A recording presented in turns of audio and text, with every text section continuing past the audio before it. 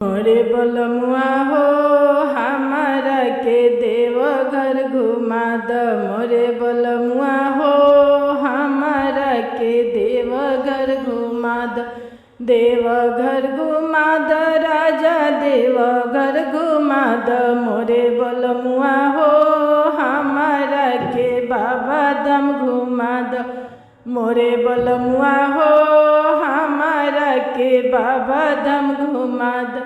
ओही बाबा धामवा में बिंदिया बिकाला। ओही देवघरवा में बिंदिया बिकाला। मोरे बलमुआ हो बिंदिया पर बोलबम लिखवा द। मोरे बलमुआ हो बिंदिया पर बोलबम लिखवा द। मोरे बलमुआ हो देवघर हमरा के घुमा द। मोरे बलमुआ हो देवघर हमरा के घुमा द। ओही देवघरवा में सिंदूर बिकाला। ओही देवघरवा में सिंदूर बिकाला। मोरे बलमुआ हो सिंदूरा पर बोलबम लिखवा द। मोरे बलमुआ हो सिंदूरा पर बोलबम लिखवा द। मोरे बलमुआ हो देवघर हमरा के घुमा द। मोरे बलमुआ हो बाबा धाम हमरा के घुमा द। ओही बाबा धामवा में टिकवा बिकाला। ओही बाबा धामवा में नथिया बिकाला। मोरे बलमुआ हो टिकवा पर बोलबम लिखवा द। मोरे बलमुआ हो नथिया पर बोलबम लिखवा द। मोरे बलमुआ हो हमारा के बाबा धाम घुमा द। मोरे बलमुआ हो हमारा के देवघर घुमा द। मोरे बलमुआ हो हमारा के देवघर घुमा द। ओही देवघरवा में झुमका बिकाला।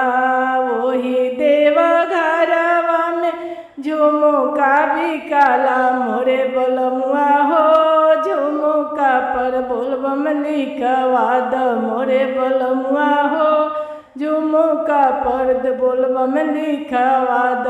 मोरे बलमुआ हो हमारा के देवघर घुमा द। मोरे बलमुआ हो हमारा के देवघर घुमा द। मोरे बलमुआ हो ओही बाबा धामवा में हरवा बिकाला।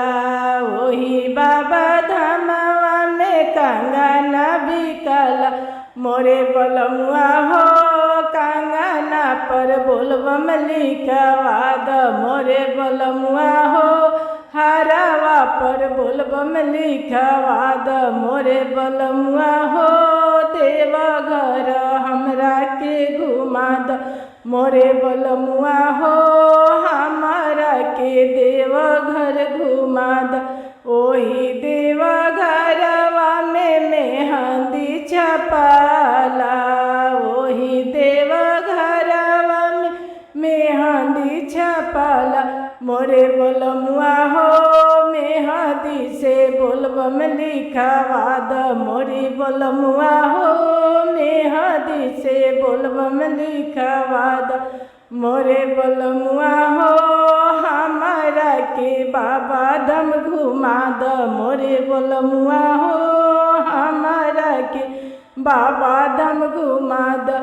ओही देवघरवा में चुंदरी बिकाला।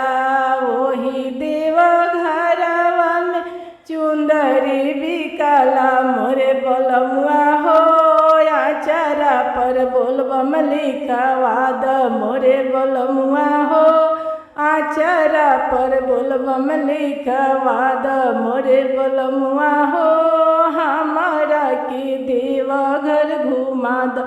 मोरे बलमुआ हो हमारा के देवघर घुमा द। मोरे बलमुआ हो हमारा के बोलबम घुमा द। मोरे बलमुआ हो हमारा के दर्शन करा द मोरे बोलम